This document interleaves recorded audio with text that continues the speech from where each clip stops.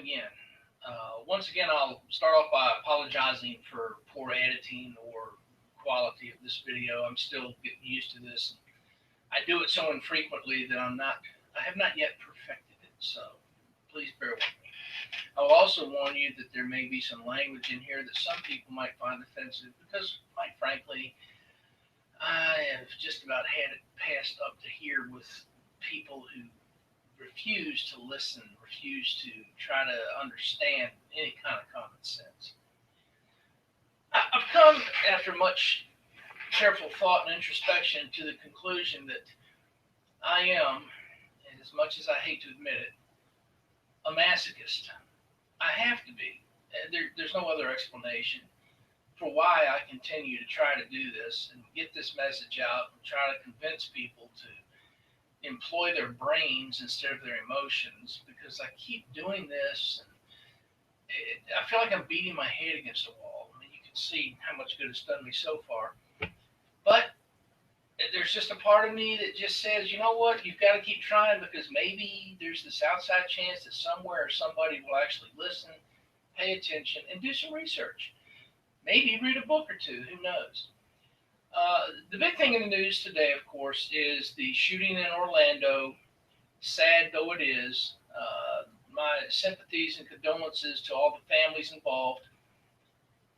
But once again, there are those in this country who can't let something like that go. I mean, we can't let a good tragedy go to waste, can we?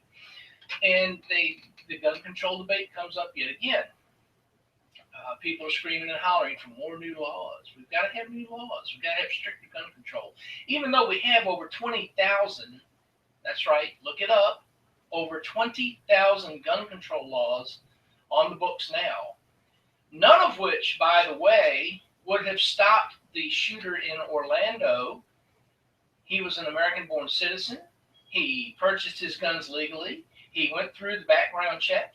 The FBI even interviewed this guy twice because his co-workers were concerned about some of the things he was saying at work. And the FBI turned him loose.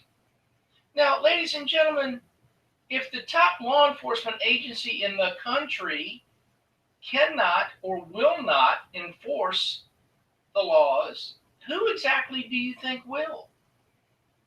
Now, I ask these questions on my Facebook page and on my blog periodically, and I literally say, you liberals, you anti-gunners, whatever the case may be, whatever the topic is we're discussing at the time, please answer a question or two for me. Help me understand. Educate me.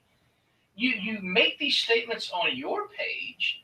You're quick to offer your opinion, your advice, but when I ask simple questions of you about the topic at issue, I never get any answers back. Rather than, it's easy to sit there and call people names and type in real snarky remarks and poke fun at people, but I'm asking simple questions with two reasons. One, I'd like to know what your thoughts are.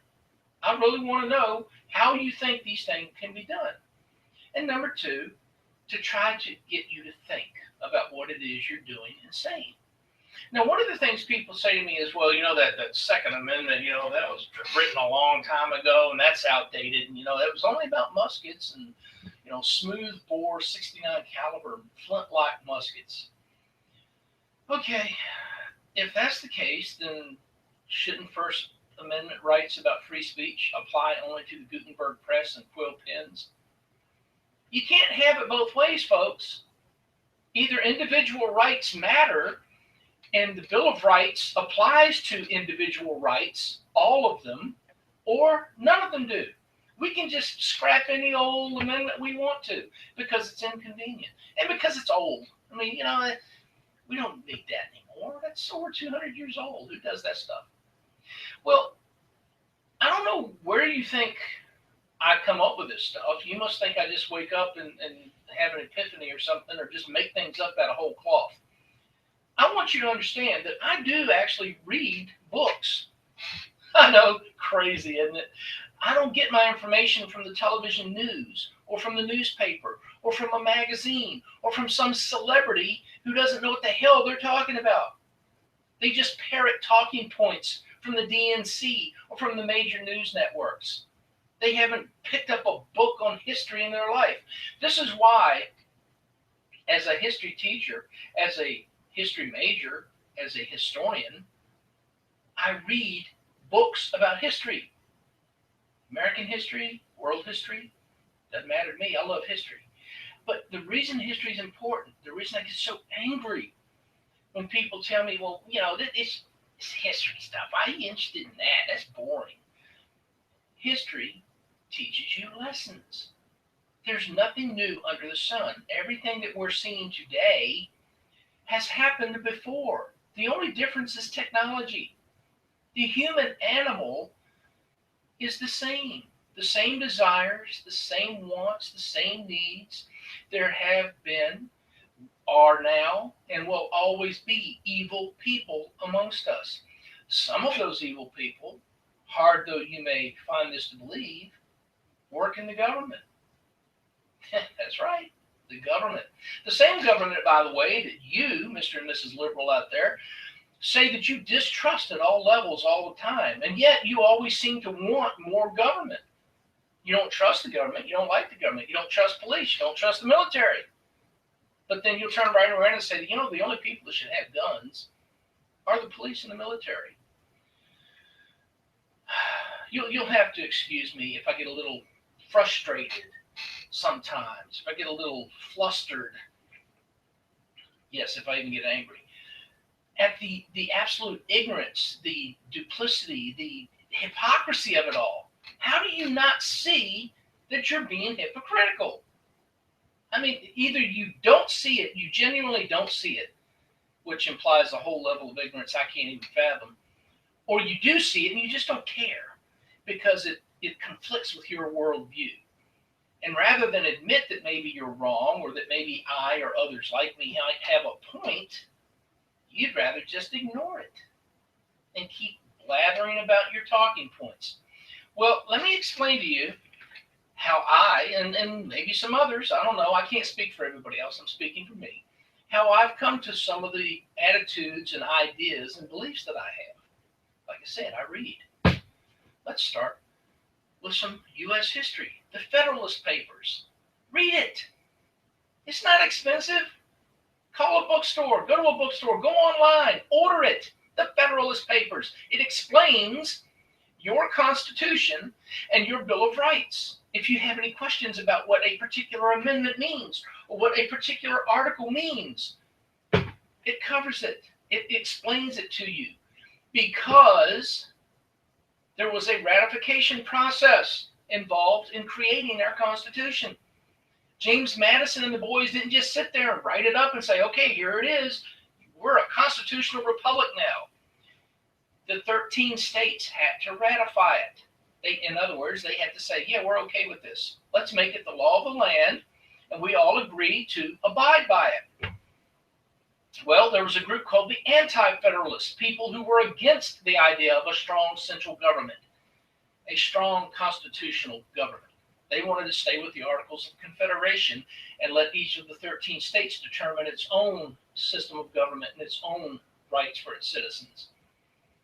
Among the people who were anti-federalists was Patrick Henry, a Virginian, who was among the people who demanded, not asked for, demanded that there be a Bill of Rights enumerating individual rights and liberties before he would even consider going to the Virginia General Assembly and saying to them, hey, this is a good idea. Let's do this Constitution thing.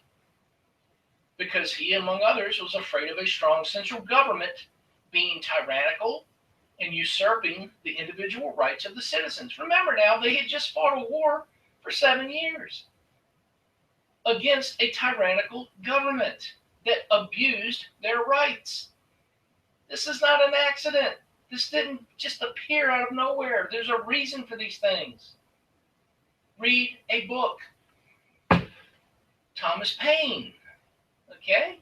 His writings influenced a good many of our founders and a good many of the citizens who were willing to stand up against King George. Again, these guys studied history. The ideas that they presented and came up with were influenced by Enlightenment philosophers and writers, among whom was this guy named Milton. See? Yeah? Huh?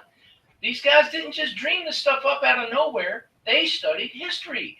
They studied the propensity, the tendency for governments of all sorts to become abusive, to become tyrannical, and to abuse the rights of its citizens. Either a single person or a small elite clique of people would take over and run things the way they wanted them, and the citizenry be damned. They were simply peons who were there to service the government. Well, Jefferson and others decided, no, that's not the way it's supposed to work. And so they studied history to cite examples of abuses throughout history by governments. Why do you think we here in the United States of America don't have to worry about our government becoming abusive? Now think about this, Mr. and Mrs. Liberal. When we talk about the Second Amendment and the reason it was drafted so that we could protect ourselves from an abusive, tyrannical government, you look at us and just scoff and laugh and say, oh, you silly right-wingers, you knuckle-dragging Neanderthals. You know, that's not going to happen. I mean, that's 18th and 19th century stuff. This is 21st century America. That couldn't happen here. Well, do you think that the Germans of Nazi Germany thought that Hitler was going to kill millions of Jews? Hitler came up with some great ideas. Got the trains running on time, built that Autobahn thing, improved industry in Germany, and still German pride. Do you think if he'd come right out and said, oh, by the way, we're going to start exterminating Jewish citizens, do you think they would have voted for him? He was elected chancellor. Think about it. Elected chancellor. Okay? Do you think the fascists in Italy under Mussolini would have gotten as far as they did if they just come right in and said, here's what we're going to do? I mean, it sounds good. We're going to get the trains to run on time, but, if you disagree with the way we run the government, we're just going to take you out and shoot you. Do you think the Cambodians under Pol Pot thought he was going to kill over 1 million of his own citizens? Do you think the Russians under Lenin and Stalin thought they were going to kill over 20 million of their fellow citizens? Do you think they would have voted for him or supported him or followed the orders if they had known ultimately what the plan was?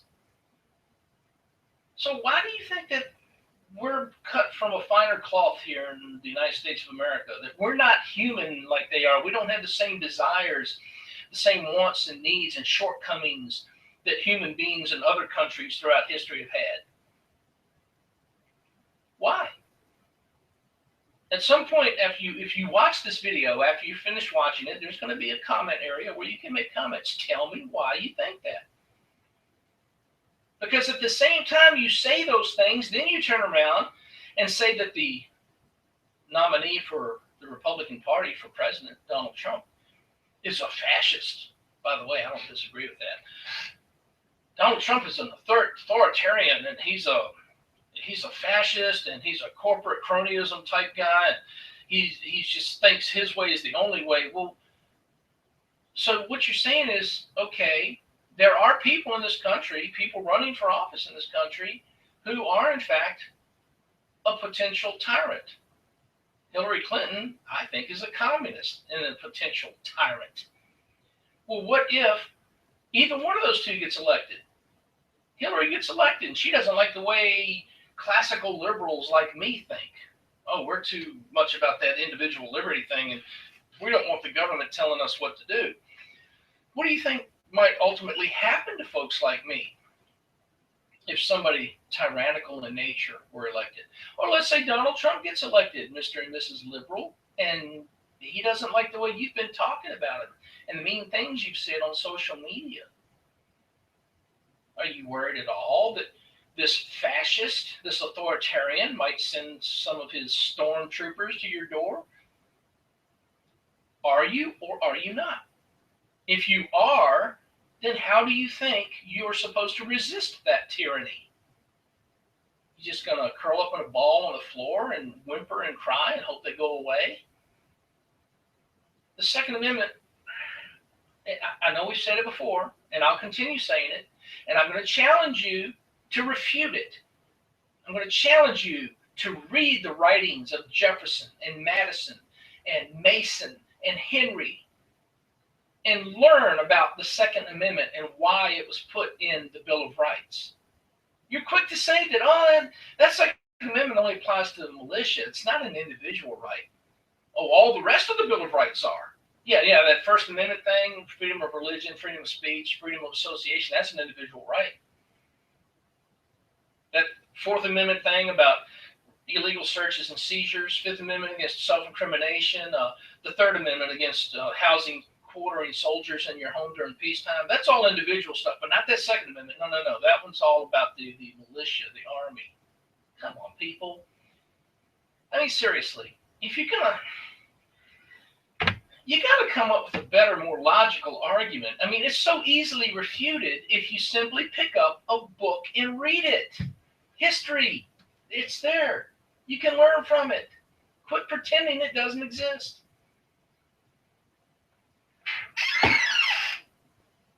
You can't keep having it both ways. We live in a world where there are evil people. I don't like it any more than you do. I wish they weren't there. I don't like the fact that governments have, still do, and will continue to become abusive of their citizens' rights as long as the citizens have no means of fighting back against it. Now, that fighting can take the place of the ballot box. It can take the place of a redress of grievances through going to protesting, writing letters, going to General Assembly meetings, going to congressional meetings and hearings, and letting your voice be heard. But if you've tried all that and that doesn't work, and then the brown shirts are coming to your door, and they've decided, the Department of Homeland Security has decided that because you have talked about individual liberty, that you are a threat. You're a potential terrorist. You do realize that that is one of the prerequisites now through the Department of Homeland Security for potential terrorists. Military veteran, gun owner, you've talked about constitutional liberty or limited government. All of these things will get you labeled by your own government, whether you're a liberal or a conservative, Republican, or Democrat. They're going to label you a potential terrorist. The NDAA, National Defense Authorization Act, which continues to be renewed by both parties, left and right, says that if the government determines that you are a potential threat, they don't have to have any evidence. They don't have to go through due process. They don't have to get a warrant. I know you're sitting there thinking, oh, Floyd, you're full of crap. Read it. Get it and read it. Stop believing the talking heads on TV. Do some frickin' research. They don't have to have a warrant. They don't have to do due process. They can come lock you up, keep you locked up, refuse to let you see a lawyer, refuse to let you see your family, and keep you locked up until they decide to let you go. That, ladies and gentlemen, is not the America our founding fathers envisioned. It's not the America I care to live in or support. Now, simply by saying that, and it's on video, I'm putting it out there for the world to see. Simply by saying that, if I'm not already on the department's list of potential terrorists, I'm sure I soon will be. And you know what? I don't even care if it's you, Mr. or Mrs. Liberal, that they come after. It's wrong. I don't want to see your rights violated any more than I want to see my rights violated. Do you understand that concept? Does that make sense to you? While you're trying to stomp all over my rights and take away my liberty and tell me I shouldn't have that and I shouldn't own this and I shouldn't be able to say that, I'm willing to stand up for your right to do exactly that. Are you willing to stand up for mine? Oh, I may not agree with what you say. I may think you're a freaking loon. But you have the right to say it. You have the right to think it. What you do not have a right to do, what I do not have a right to do, is to infringe on your rights. Look up the word infringe if you don't understand. I don't have that right, and I'm not going to try to do that because I understand the concept. My conscience has to remain clear. If I infringe on your rights, then I have no right at all to complain when you infringe on mine. Am I crazy? Is that wrong of me to think that way? You say a lot of things I disagree with. Some things make me question your sanity. But you have a right to say it, and I will defend your right to say it. I will stand up and fight for your right to say it. And at the end of the day, I expect you to stand up for my rights. Because if we don't, if one person's rights get stomped on, get taken away, get abused, then we're all going to suffer. Because eventually they're going to get to you. You think right now, well, they're not going to come after me. I'm not a gun owner. Do you do drugs? Do you drink? Do you smoke? Do you drive a car? Think of all the things the government has power over and authority over, and the things that they can take away from you if they choose to. Do you really think that you're immune? That at some point the government will not come after you? And when they do, what are you going to do? Who are you going to turn to for help? Am I asking hard questions? Do you not want to think about these things?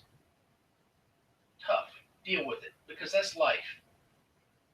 I wish we didn't have to think about these things. I wish there were not evil people in this world, but they are.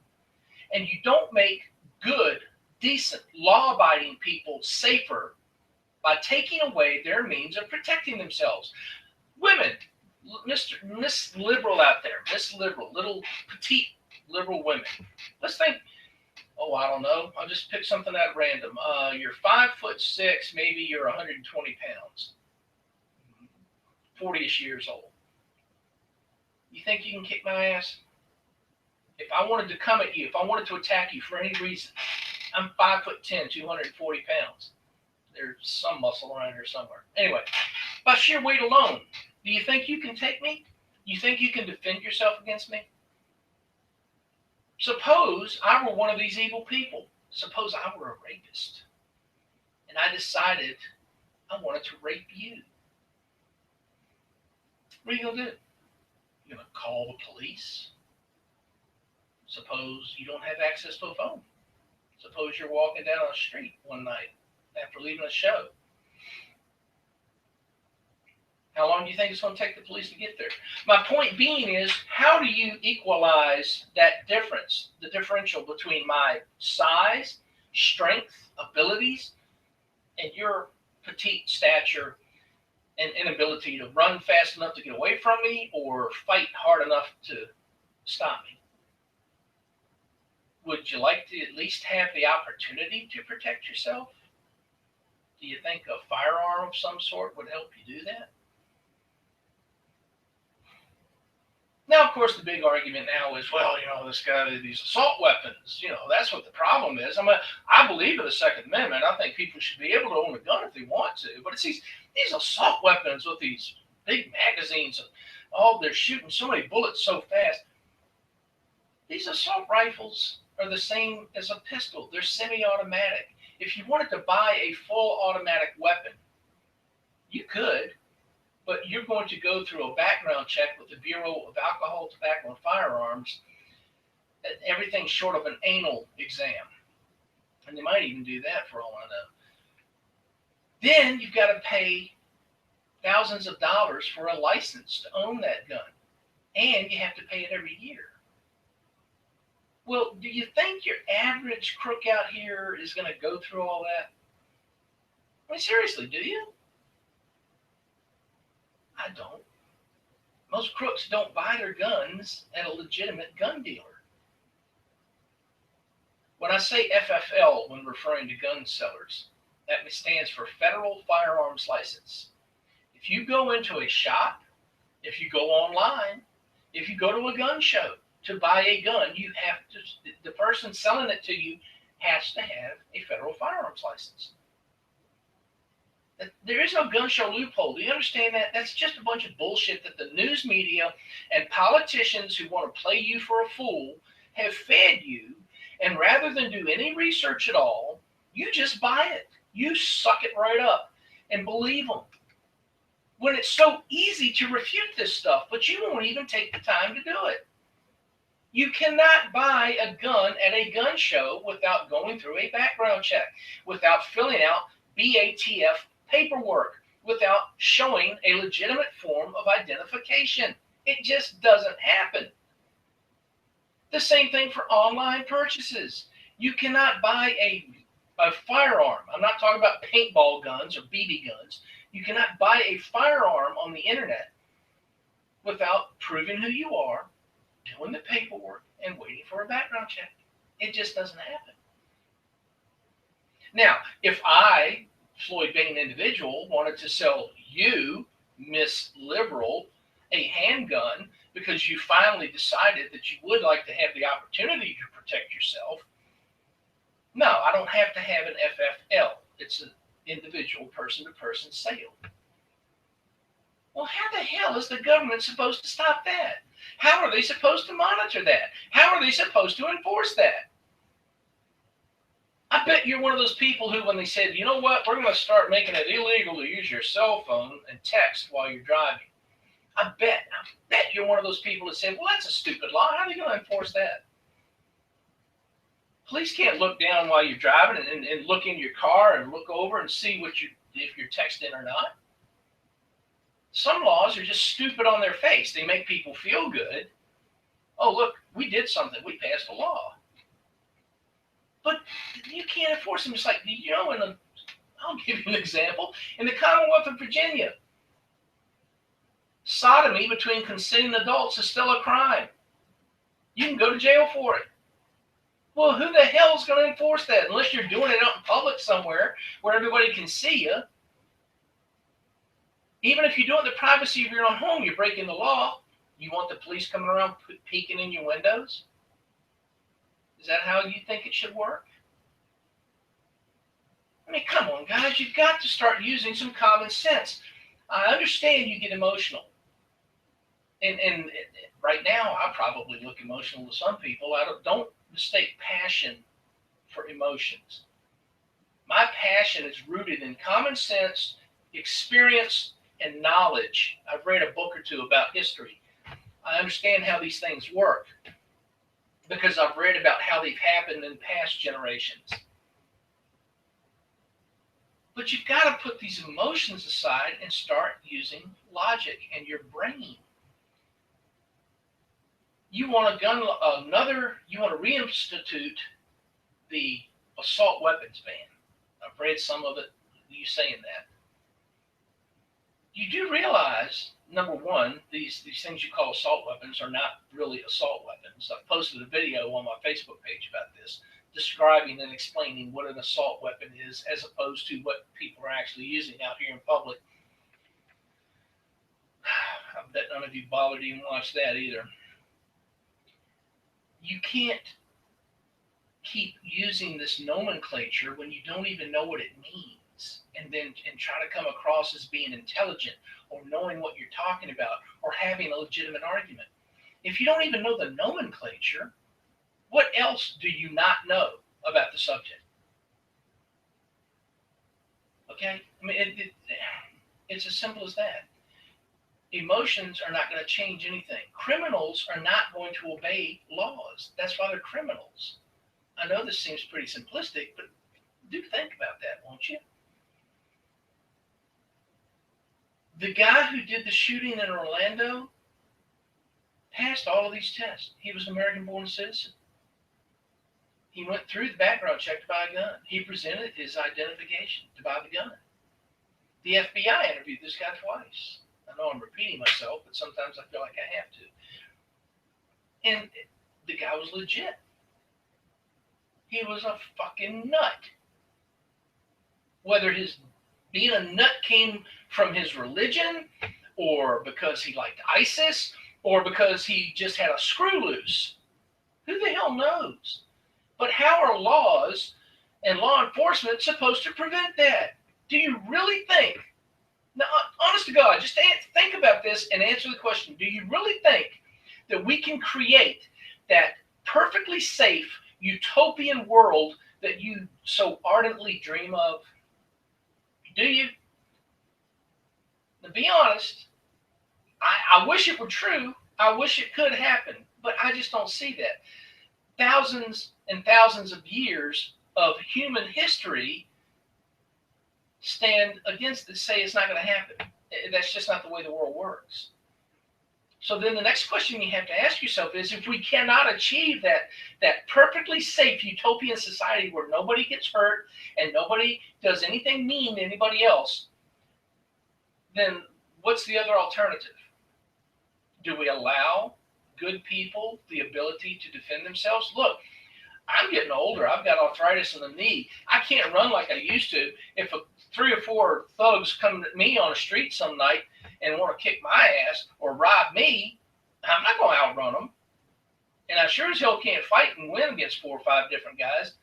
So what's my option? I can either A, get beat the hell out of, killed, or I can fight back with a firearm. Now that's on the individual level. That's me versus some street thug. Okay, maybe a handgun is all you need for something like that. I'm not advocating that people necessarily need to be walking down the street carrying AR-15s, but you know what? It happens in Israel. Do you support Israel? Because in Israel, and Google it. Look it up. Look at video. Look at pictures. Women, men, walking down the streets with AR-15s, M4s, M16s thrown over the shoulder with a sling. I don't know if it's been in the news. I haven't seen it. Have you heard anything lately about Israelis shooting the hell out of each other? Now, that's a whole different discussion, Israel versus Palestine and its neighbors, whatever. But you don't hear about Israelis shooting each other, and they're all carrying guns. You don't hear about Switzerland, where everybody owns a gun there. They're killing each other. When are you going to recognize it's not about the guns? It's about people. And no law that you pass, no mantra that you repeat, no wishes that you make are going to change the fact that there are evil people in this world. And you need to be able to protect yourself against them. Now, that's, again, we're talking about individuals. Let's talk about the real purpose of the Second Amendment. I know as soon as you talk Second Amendment, a lot of people say, well, I'm not against the Second Amendment. I believe people should be able to hunt deer and ducks and skeet shoot, blah, blah, blah. That's not what the Second Amendment is about. Come on, guys. You cannot possibly be that fucking stupid. Read a book. I'm sorry if your sensitive ears are stinging right now. But this just makes me so damn mad that you cannot see something so simple. I don't think of myself as some kind of super genius. I don't think I'm the smartest guy in the room wherever I go. I just apply some common sense and I read some books. I do a little research. If something comes up I'm not familiar with, I don't know, I don't understand, I'll do some research. I'll try to find out because I like to know. I want to know. I want to be educated. I want to make educated, logical, rational decisions. And being unarmed in a world full of evil people who would kill you just because you look at them wrong, to me, is not rational. But back to the Second Amendment. Okay, so you laugh, you scoff, you mock when we say its ultimate purpose is to allow the citizenry to protect itself against a tyrannical government. You act like that can't happen. Maybe you think it can't happen because we're Americans. We live in the United States, and that sort of thing just doesn't happen here. But then, regarding myriad other subjects, you talk about the oppressiveness of the government. You talk about how unfair the government is, how abusive the police are, how ignorant and pawn-like are the military. Do you really not see the double standard you're sitting up here? And I know this probably gets overused, but I do use it simply because most people, even most ignorant people, have heard about Nazi Germany and Adolf Hitler. And there are still survivors of Nazi Germany, some of whom have moved here to America and live in this country. You can get in touch with them, Contact the Holocaust Museum here in Richmond, the Holocaust Museum in Washington.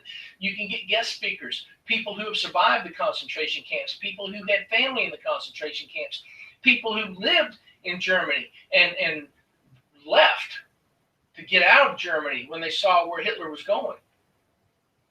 Do you think that the average German knew what Hitler had in mind when he was trying to rebuild Germany? And see, therein lies the problem. Donald Trump, Hillary Clinton, Barack Obama, it doesn't matter who they are. They alone are not a problem. They're just mouthpieces. They're just people who talk a lot and say stupid things.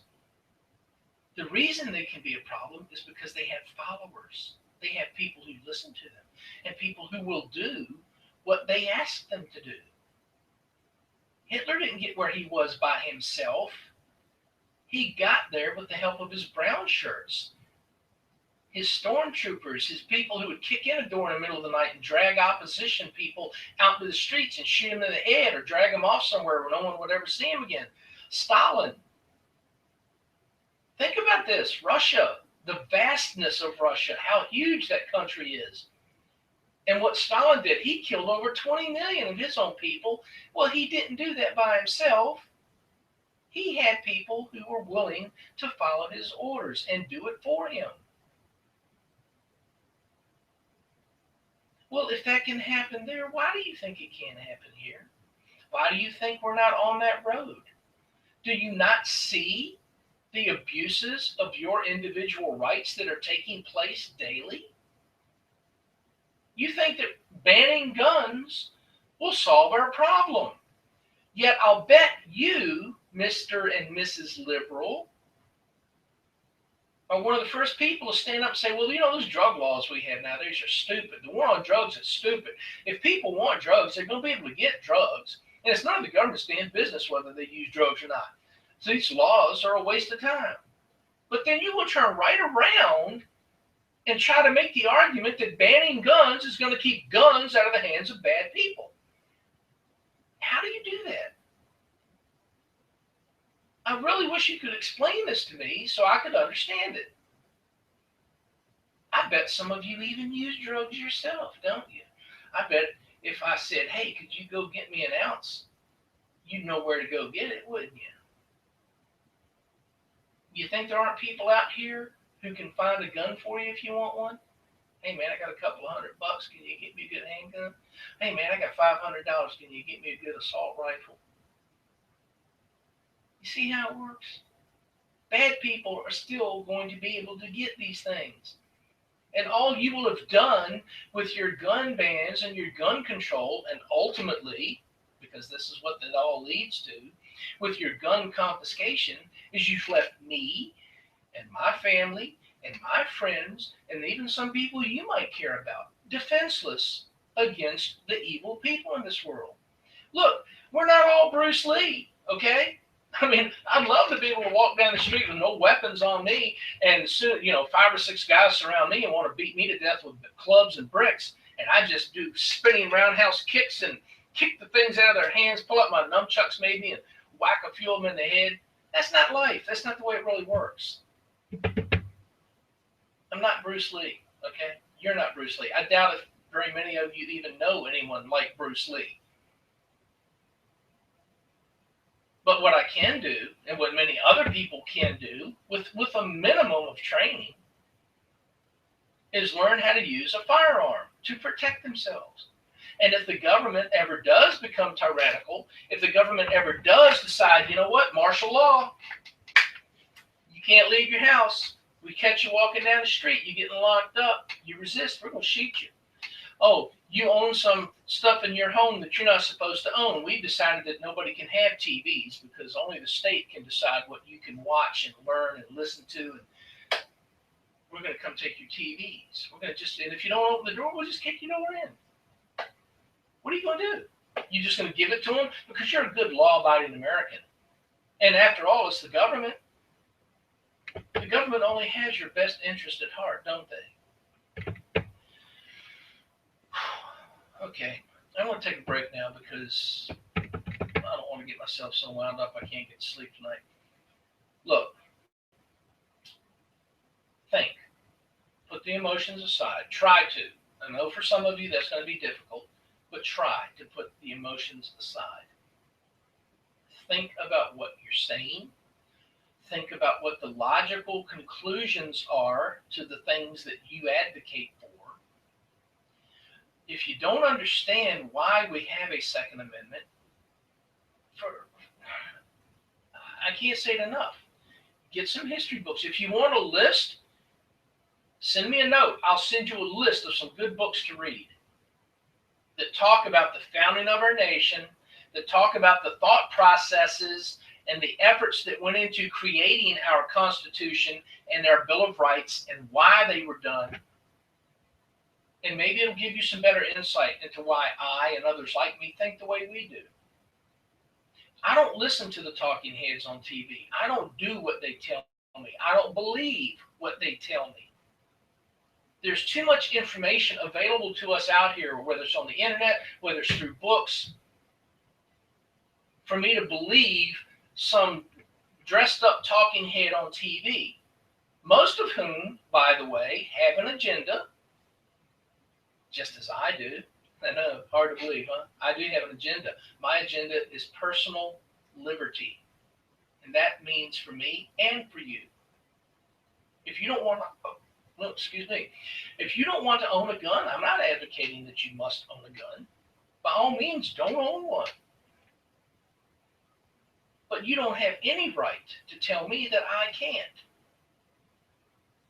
Any more than I have the right to tell you that you can't protest down at City Hall or down in front of the state capitol because you don't like some law that the government you're always advocating for, wants to pass. It doesn't work that way. Either we're all free, either we all have the same individual rights and liberties, or none of us do. If you're not willing to stand up for mine, then how dare you expect me to stand up for yours? That's not how it works. So, I think that'll do it for this episode. Perhaps I'm getting a little better at this whole editing thing. We'll see. You watch the video, you agree, you disagree, let me know. But please, try to inject some logic into this. I mean, seriously, I'm not trying to pick at you. I'm not trying to be funny. I'm not trying to be snarky. Start trying to inject some logic into the arguments. I've heard the emotional stuff. I've seen it. I know where it's coming from. I wish we could all live in that utopian world that you dream of, but that's not the world we live in.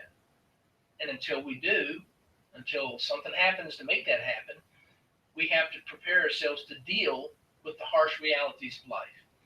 I would hope that you would allow me and others the right to protect ourselves if need be. I certainly hope that you would protect yourself if you're ever in need. So there you go. Anyway, that's enough for now. I'll be talking to you later.